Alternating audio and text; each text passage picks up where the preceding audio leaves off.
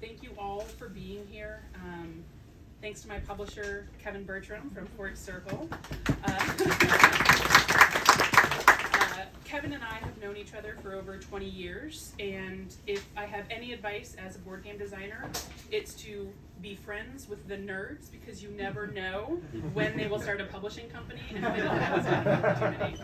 Very DC, it's not what you know, it's who you know, and that has been my story in many ways, including this first foray into game design. As Jason said, there aren't a lot of games like this on the market. There are other titles that have tackled the suffrage movement, Annabelle Holland's The Vote, to be sure. And I think for my game, what I wanted Votes for Women to be was a lot of fun, a little bit educational, and I think we got there, and sort of a bridge. I think that a lot of folks involved in wargaming, you know, a 4-hour game, a 6-hour game, a 2-day-long game is like nothing. It's the drop of a hat. Let's do it. Votes for Women is a pretty quick game to play, and that was intentional. That's the kind of games that I like to play, and so having a sort of quick runtime was, I think, really important. It has this amazing map, and I know that there's some out, and we'll get some more maps out. You know, the box cover is a map. I do love maps. And this is artwork from 1915 from Puck magazine, and was a special issue commissioned by the suffragists in New York State as they were running the campaign. And the story that this artwork tells is a story that's, I think, important to the suffrage movement and important to social movements in general, that progress isn't linear. Progress moves and shifts and backlashes and comes back and forth. And so in the game design, you really feel that, right? If you've played the game, you see what it's like to put power in a state and have it immediately ripped out. You know what it feels like to feel like you're making progress in Congress and then have that all shot to heck. You know what it's like to feel like you've got something really amazing going, because maybe you've got 25 states that have are ready to ratify, but looking at that 36 mark, right? Because, you know, thanks to James Madison and Article 5 of the Constitution, the victory conditions for Votes for Women are difficult. Are you saying don't blame you? I'm saying blame James Madison. But that kind of like being grounded in the history, right? The victory conditions are established by the Constitution and not by the designer. That the history comes alive, and whether that's through the reproductions that are in the box, and there are a lot of them. I think Kevin said we're Fort Circle, we include historical documents in a box. Give me 3 that you think were really great and really deserve to be in the box. I gave a list of 15. Almost all of them made it in. May I say, actually, my wife was the one who said it should only be 3, and I was on your side. Oh. I prevailed against my wife, so I just want that to set for the record. We're going to tell her that. This is being recorded, you know.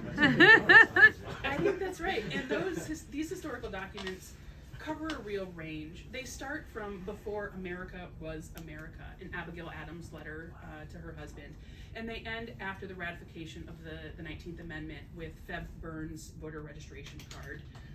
Got a fan here. And they range, they span languages. We have a Spanish language flyer. They span racial divides. They span ideological divides, right? And that so much is the story of the suffrage movement, or those divides, those cleavages, those barriers that groups put together. And that they managed to get it all done anyway is just super inspiring, even though it took 70 years. Sometimes change takes a while. My favorite word on the box is very small, and it's this word join. Every box in the map itself has the statement, join the American women's suffrage movement from 1848 to 1920. And what happens when we join together is kind of magic. It is how things have happened in this country. You know, there's a sort of great man theory of politics that we study history by these larger than life figures. And to be sure, there are some great women in Votes for Women that we all know and have done amazing things, dedicated their lives to the cause. There are thousands of women, hundreds of thousands of women, whose stories you will never hear, whose work will go entirely unnoticed by history, but whose contributions and whose effort made such a difference. And that as we think about the challenges that we face today, and however you foresee them, that coming together, that being a part of something, as Anna Shaw Howard said, a cause bigger than life itself, is an incredible gift. And if you take nothing away from Votes for Women besides some historical documents that are super fun, then I hope you think about what it means to be a part of a movement, to be a part of an organization, of an effort, of a political fight that you care about, and that you can make a difference and see a difference in our country. Because from where I sit, we need you all to do these things, to have that patience, to have that perseverance, to fight that good fight.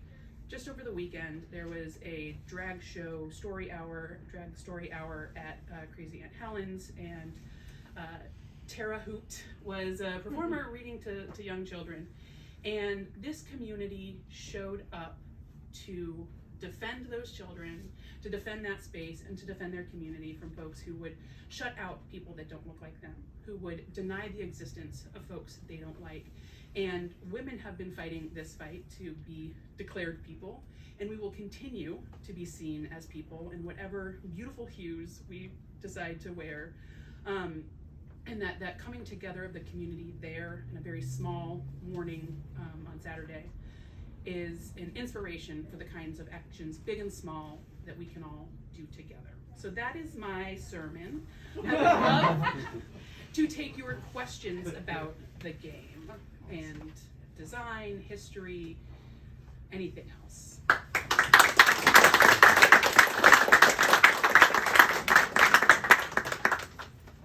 Tory, well, I'll take the lead off as I always do because, whatever, I'm standing up. But after that, if you would introduce yourself and then ask your question, and we'll take it from there. Tory, I know you put a ton of research into this. First of all, just like it seethes research as you play it, but I also was around during the process of it. What were the most interesting anecdotes that you took away from all of that intensive documentary? It's the fun part, I think, like coming up, identifying weird historical anecdotes that you didn't expect. What are your main takeaways from this process? So I can spend the next 3 hours on answering this question, right? Gosh, I think the idea of Feb Burns, as we've got a fan over here. So the story, if you know the story of suffrage, and especially the ratification, real pitched battle back and forth. The suffragists weren't sure they had the votes in state houses across the country. They were concerned. They were telling suffragists, especially in the South, do not push for a vote, we will lose, and if we hit that 13th mark, then this is all for naught, and we'll have all these problems. So the careful management of this final voting stage, as it came to be. Miss Feb Burns is Harry T. Burns' mother, and he was a state legislator in Tennessee and was expected to be a no vote, probably, and he was the last vote in the state house. And he was even wearing a red rose, which in his lapel when he voted, which is the symbol of the anti-suffragists. His mom wrote him a letter and got that vote. She convinced him that this is what women deserve. Listen to your mother. Listen to Mrs. Cat and her rats, and vote for suffrage. And it makes me think about how powerful our voices are in our own circles. That you don't have to be a high-paid lobbyist that's meeting with the president to make this kind of change. We all know someone that has some kind of power, and whether it's your son, it's your neighbor, your friend, that the sort of person-to-person kind of organizing, as we think of it now, was so influential. And another piece that sort of reminds me of that is sewing circles for suffrage. I am not much of a fiber artist, but you think about the late 1800s in America. A lot of women couldn't read, right? Very few people were literate. And many women were married to men who violently opposed suffrage, who thought it was the worst thing that could possibly happen. So if you hold these views that you support suffrage, and you can't read or get any other information, what do? Well, women would host sewing circles in their homes, and the one woman who could read would take the magazine, the Reformer, there are a number of magazines that suffragists self-published, and would read aloud to the rest of the women about updates, what happened to the vote in Kansas, what happened in Congress, what do we think is happening next, or court cases have any chance. They would provide those updates, give that information, and create a space where information could exchange, strategies could be exchanged, and it's like the most subversive sewing circle you can imagine happening across the country. And so you never know who has this kind of power, and you never know when or where the ability to come together and create these kinds of action and of strategy. So I love subversive sewing circles. I love moms that are like getting it done. I think that there are these kinds of characters and these kinds of moments that come out in the research that I would have never thought about. You know, Susan B. Anthony and Elizabeth Cady Stanton, they like kicked some butt and then we could vote, right? Like, the story is so much more complicated and so much more nuanced and beautiful, and it really makes me feel like, as a normal person, I'm probably never going to be a Susan B. Anthony, but I could be a lady hosting a sewing circle that can provide that information and space for folks to be involved and to feel like they're part of it. That's awesome. Sir, Mr. Runke. So, old. This is Volko Runke, since he ignored me. I'm sorry. Old-fashioned wargamers are pretty used to playing historical bad guys, but that's not necessarily true of broader board game enthusiasts. So have you bumped into any, like, I don't want to play the oppositionist, you play the oppositionist, or was that a concern in design? Absolutely. Philosophically, people are opposed to trying to win as suffrage and feel bad when they win as suffrage, which is a fun, like, to me, that kind of subversive play with people's expectation of what winning and losing means. I think it's important to play as opposition, to understand the nuance and the depth of that movement, and to, when you win, you're like, oh, I won, right? Like, I also think if you really hate losing as opposition is also a really kind of a weird mind area to engage, and so that's why the Oppo bot exists. And it exists for a few reasons. I think Fort Circle is philosophically dedicated to solo games, because everybody should be able to play, no matter if they have someone to play with or not. And I think that the Oppo bot creates an opportunity for cooperative play, which, for the kind of game I have created, really sort of meshes well, that we are doing this together. We can join forces as purple cube and organize and campaigner, and yellow organize and campaigner. I don't know, Kevin, do you want to say anything more about the Oppo bot and the Well, there is a little bit of a financial decision behind that, although mostly, like, Tory's right, like, some people just don't want to play as the opposition, and we told them about that. But with Shores of Tripoli, I'm actually not a solo gamer, but I was surprised about the number of people who enjoyed playing that solo. And so when Tory and I were discussing the design, we thought it was pretty important. And the fact that there were 48 states, which is 6 times 8, and a 6-sided die and an 8-sided die to help run the Alphabot, just seemed to demand that it needed an Alphabot. So, but you know, it was Tory's research that built that Alphabot, and then we worked together to make sure it was a smooth experience for folks. Yeah, and I, you know, my intent as a designer has all of these sort of flowery things, but people play the way they want to play, and I'm not here to stand in the way of that. If you want to buy votes for women and play as opposition because you really hate women voting, I support that decision. I don't know, like, and so I hope people would engage with the Aquabot, engage with the opposition, play as the opposition, see what it feels like, read those cards, read that text, but again, it's your game. Once you buy it, it's your game, and I want you to enjoy it in however that feels right to you. Your royalty is the same. It sure is. It turns out, if you want to light a pile on fire, I'm okay. Because you pay for them first. Betsy Joslin. Hi, Betsy. How are you? I know that through some of our conversations, you've mentioned that like an amazing byproduct of making the game is the fact that it's brought more women actually to the gaming table to play. So a game about feminism is promoting feminism, which is fantastic.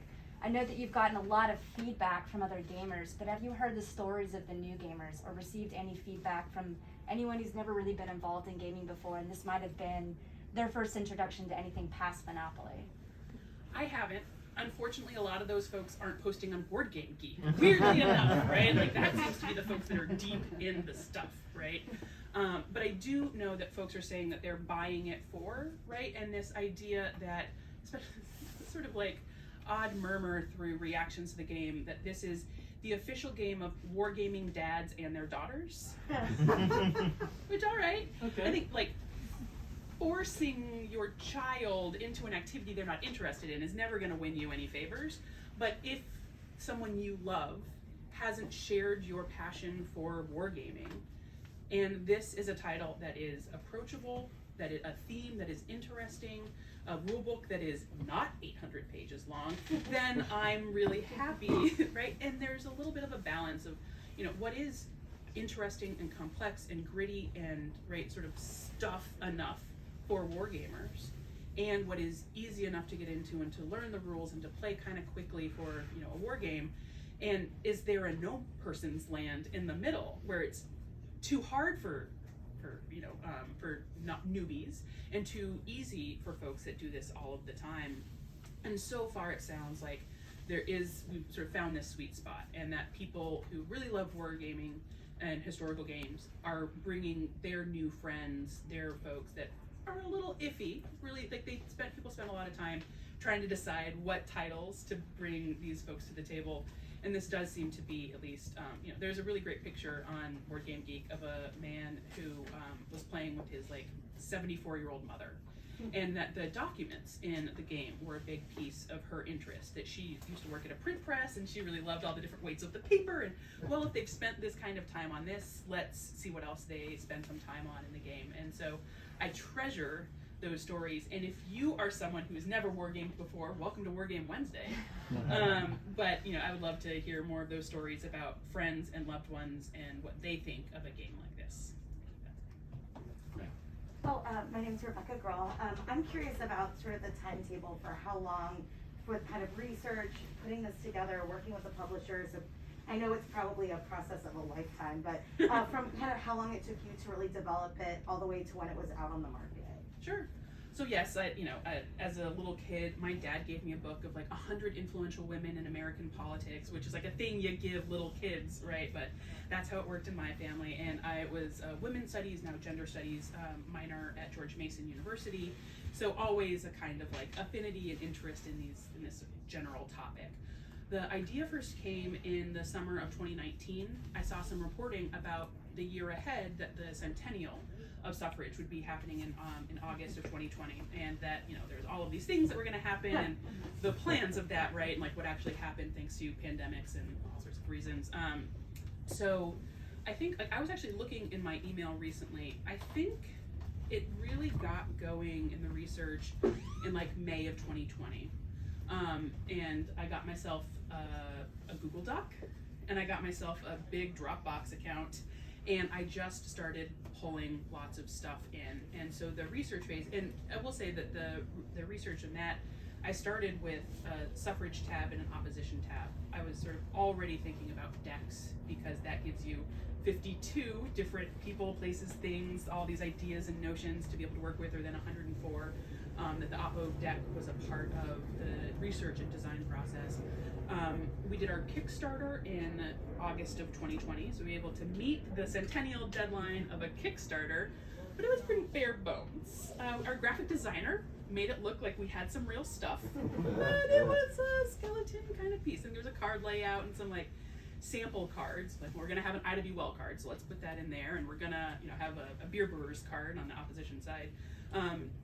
So then, I mean, I don't know, this is where, and you know, August 2020, it's the pandemic. I was unemployed at the time. It all, like, time just collapses in upon itself. So bingo, bango, bingo. I think playtest kits go out like February of 2021. Yeah, only because we knew we were going to have a delay from the production house, and so then we took a lot more time with that, and those went out, I think, in February, yeah, Yeah. 2020. So in February 2021, we have a rule book. It's just like a plain Word document that needed some help. Let's be clear. I'll be honest. And some really basic components. I think I have a copy of the playtest kit that we can sort of, if you want to see a prototype. And I think we get final pre-production proofs in summer of 2022. So like early June, I would say, we have like what feels like about the final product. And I think some, last minute changes to the rule book based on senior playtesters, thanks to Jason and people like him. And we delivered by the skin of our teeth for Christmas 2022. I have a picture of myself right here over at these shelves that we made it here in Labyrinth for Christmas, which was really amazing. They sold out pretty quickly, which is also sort of what more can you ask for? And now we have our full batch of the first printing and plans for a second printing. And I would say that even with the Chinese delay in there, that's that's not an atypical process. It's 2 years and some change normally, don't you think, Volko? Maybe longer, depends on how. Give or take. Give or take. Yeah. Right, in my case, give or take 5. But Yeah. And like I said, I was fortunately unemployed for most of this process, which was great. I was also newly sober and like in addiction recovery. They say like to find something to work on and to like dig into, and like lo and behold, like digging into board game research and design was really great. So I had all this time, I had all this energy, and it was a really I was really lucky to have a project like this to work on through all of these challenges that we were faced with, and so I got to spend a lot of time. I'm working now and still sober, and it's like having a day job and a board game job is tough. It is. I think one or the other, but it's because of the economics of it. Right. It's not everyone is so lucky to just do games all day long. Not Kevin. Kevin is so lucky. Hi, a car Bardvaj.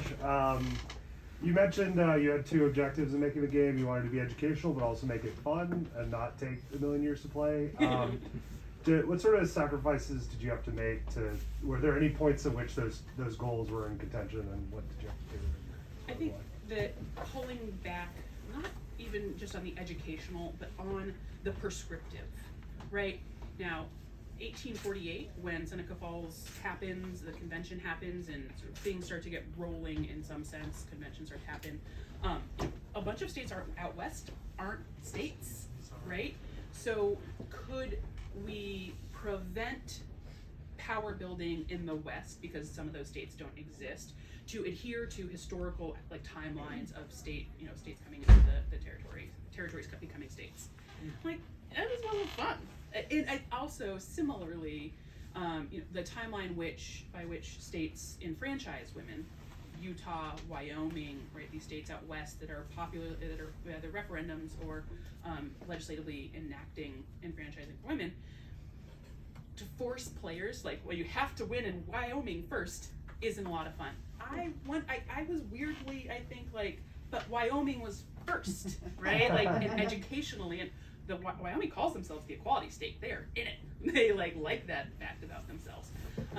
But letting that sort of ahistorical play happen made it more fun, made it more interesting, made it more clash. I mean, a conversation I've seen is that you can play the 15th Amendment card before the Civil War card, and why is that, and how is that, and isn't that wrong?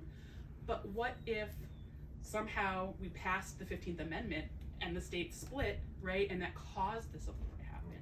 That sometimes these kinds of weird idiosyncrasies of timeline in the game can make you think about, why would that have happened first? Would this have precipitated rather than been a response, right? What would Reconstruction have done sans a violent conflict? Could we have still freed all these people from human bondage? So I think there were those sort of big clash points in design strictures about, could Georgia vote first? Could Georgia and the South enfranchise all of the women? Yes, it's hard with the cards just because of the historical way that all of that works, but the game doesn't tell you can't do that. The cards say you can try. questions, sir. Nate Janikin, I go by Kiwi though. Oddly enough, 2 of my questions have already been asked and answered. So, You got another one. Since it's been published and it's out there now, I was wondering if, sounds like it was a passion project to kind of begin with. If you have, what's the next passion project turning into a game? No one's happy with like, you did it. I get it. That's how it goes. There are a lot of ideas sort of floating around my head, and there's something about going, I don't know, what is it, like across the Rubicon into being a game designer that like my brain works differently now. that like actions and consequences are mechanics, right? That dice rolls and chance and all of these things.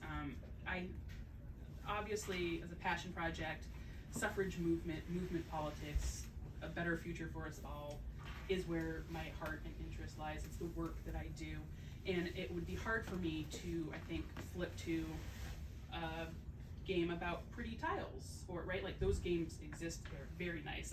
They sell very well, but for me to spend all of this time, I think it would probably be another kind of movement game, because that is the story, that is the song that my heart wants to sing. So, and there are amazing movements in this country. The labor movement has all of these rich stories to tell, from the washerwomen to Shirtwaist Fire to the fruit growers, right? And no good game. And no good game. There's some games. There's some games. No Yeah. great game. There are all these different movements that I think deserve the same kind of attention and care and inform, right? Like the way that they can tell us about ourselves and where we're going. The suffrage movement was not perfect, and by not perfect, I mean there's some messed up broads, right, doing that work. And I think sometimes that keeps people or sometimes people feel like their own imperfections keep them from doing work, that they have to be perfect in order to sort of be an activist. And I am here to tell you 70 years of ladies that did not ever say that they had to be perfect. And so I'm interested in what tells folks that they don't have to be perfect, they don't have to have all the answers, they don't have to know everything to sign up for an email list, to show up at a rally, to give some cash, to do whatever. And so whatever issue spotlight, I think, is sort of the bigger question than like another movement game. Yeah, I'm probably good. I think I'm in too deep, right? it's the bug has been caught. I gotta say, bell bottoms are amazing. So an equal rights game, equal rights amendment game. It has been right. And can you set the strategy, right? Like the Equal Rights Amendment was introduced 3 years after the suffrage amendment, after the 19th Amendment, and there are people still fighting to this day for language in the Constitution that says can't be sexist. And could you chart a different path than what we've known? Sir. Hi, Go. Alex Lasker here. So related to that, my question is, aside from the background research, are there any things that you learned about the suffrage movement or movement politics in general from designing the mechanics and the balance of the game? Well, I think that the divisions, right, that gets glossed over for some important reasons. That the suffrage movement is actually these movements, right, that have different goals, different priorities, and that the women, literally Susan B. Anthony, Elizabeth Cady Stanton, Matilda Gage, and a few others, wrote a book, a 7-volume tome called The History of the Woman Suffrage Movement. And in that book, they lay out a narrative where they are history's greatest heroes, where they did it all themselves, and that nobody really had anything else to say, and because there wasn't anybody that exists, right? They gather up all this information into people's archives, scrapbooks, documents, and they destroy the primary sourcing to then have any other story. Women like Lucy Stone, who were incredibly influential and were part of one of those divisions, especially over the right for black men to vote, is approached and says, do you want to contribute to our book? And she goes, no, history will judge me according to my deeds. That's not how history works, it turns out, right?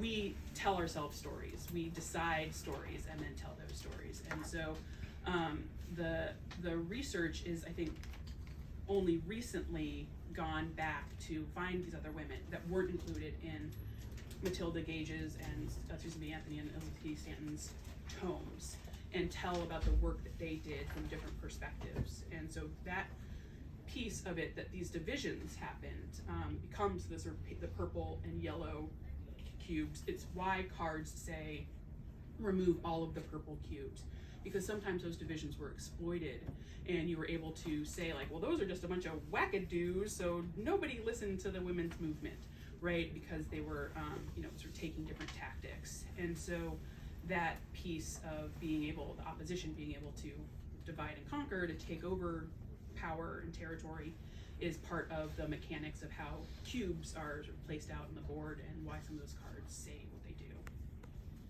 Kathleen? I just wanted to know why a game, and how did you figure out how to make a game? Like, it's obviously not, game designer is not your primary job, or you didn't study it or anything. So how did you take all of that research and then make it into a really good, well-balanced, excellently interesting, like mechanically good game? A lot of trial and error, right? Amazing playtesters, wonderful senior playtesters, right? To have had the idea of these decks and like working with Kevin on, well, we need some of these people, we need some of these places, we need some books, because you know what the books do in the deck? They let you see 2 more cards into the deck, right? Like the sort of creating categories and then assigning values, and say, if you play through the deck, you'll see a lot that say, like this person is 6 cubes in this geographic region, right? So some of the research happened, mechanics are starting to be built, and then it was like, oh, I gotta do some more research. Who are these dudes in the Senate? I'm not using any curse words. Who are these dudes in the Senate that are pulling columns away from the congressional track? And finding their very disgusting and awful quotes about, I will never vote for the suffrage movement because they will empower black women. I will never support this because it is wrong to write all these reasons. And so that, like, we needed that mechanic for the congressional track to work. So then doing more research, and like in which states, right? Well, we can't have just a bunch of opposition in the South. Opposition was everywhere. So where can we go back into the historical record and find opposition in Wisconsin or in the Northeast, which was also a pretty big hotbed of opposition to progress, which is shocking. So it was a sort of back and forth. And I think when the playtests went out, the balance was something like 75% suffrage. About 70, yeah. 70% suffrage.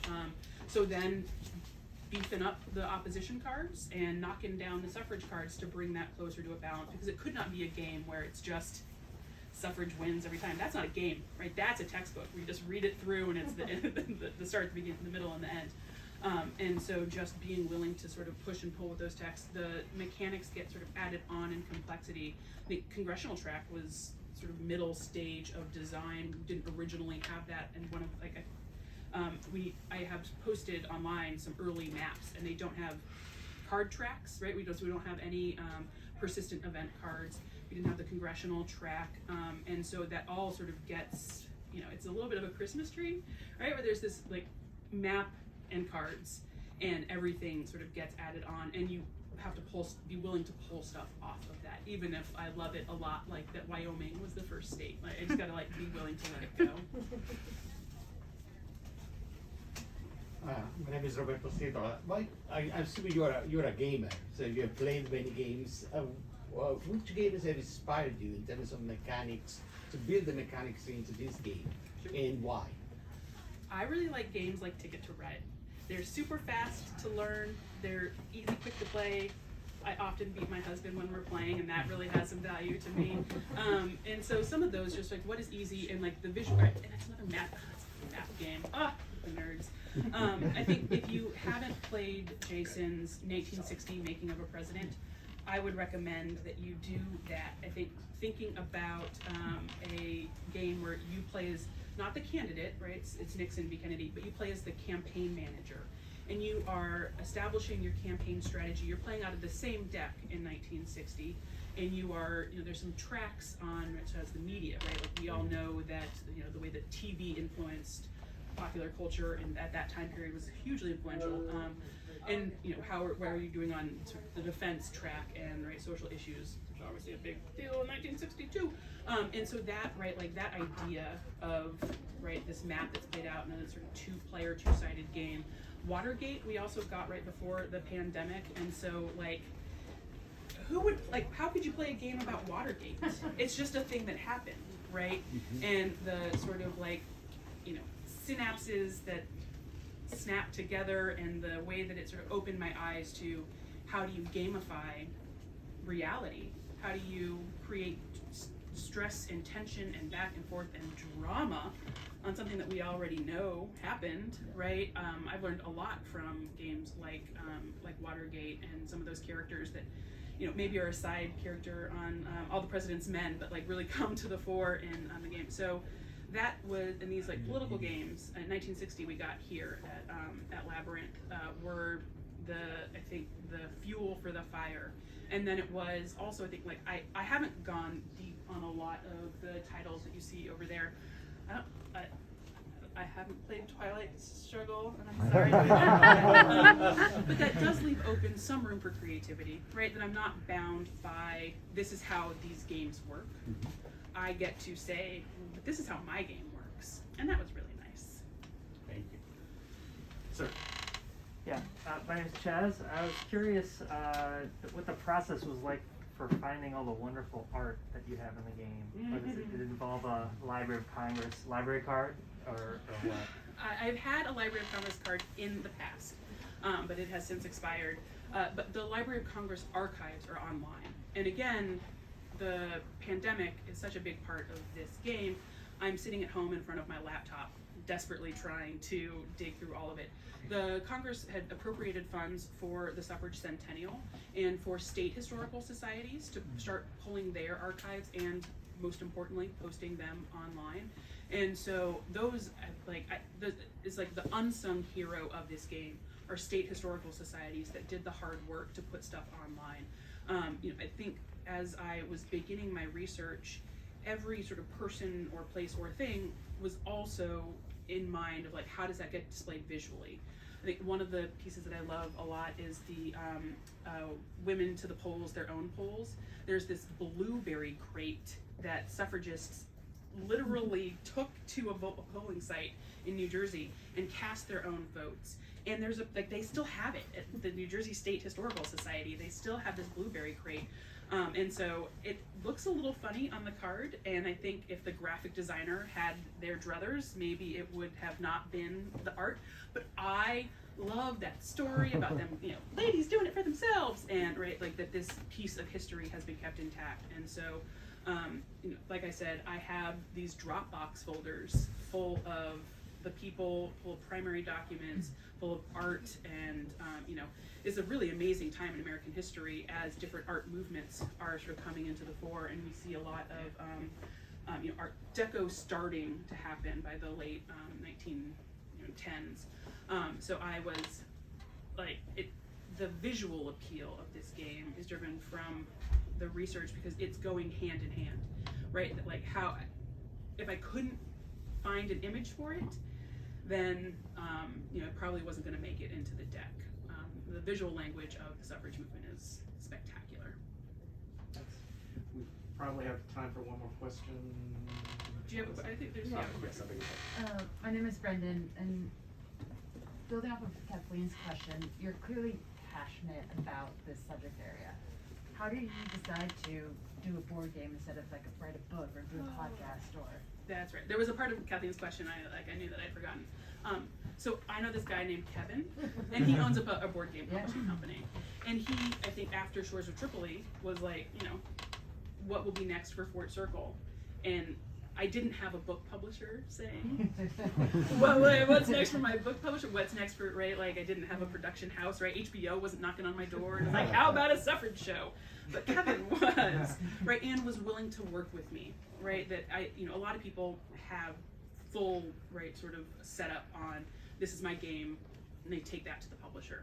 Kevin was with me from the very beginning and understood that, like, I really like Ticket to Ride, and right, that it wasn't gonna have the full lexicon of wargaming, but that he was willing to sort of like, now here's an idea, what do you think?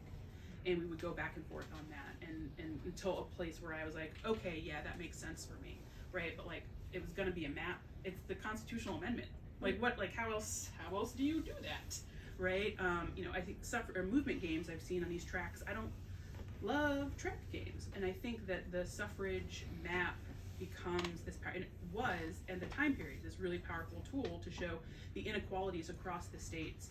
You didn't have to be able to read, you didn't have to have a political science degree to understand why all of these states can women vote and none of these. And in the game, you see that same thing happening, where these states have it, and like I said, you feel like you have 25 states that have voted to ratify it. Feels like a lot, but you still have 11 more to go, and they only have 13 in total to do. So the way that it, the sort of visual medium tracking with the historical research, I like picture books too. Maybe the next thing is like, right, like using all of this artwork, but the way that folks can put themselves into the shoes of a suffragist or somebody who's opposed to suffrage, to feel the emotional stakes. There just aren't a lot of pieces of pop culture that do that in a way that you can do time and time again. Pull off a shelf and put onto a table and really sort of feel the texture of. And so it felt right to express this this idea and tell this story in in a game, in fun in games, right? Because again, I want it to be fun. If it's not fun, nobody's gonna play it or learn anything or think about it, right? Like, so it was a little bit of a serendipity on, it's not what you know, it's who you know. But it also helps to know a whole lot about suffrage to be able to build out 150 cards and find out these historical documents too. That's awesome. Thank you so much.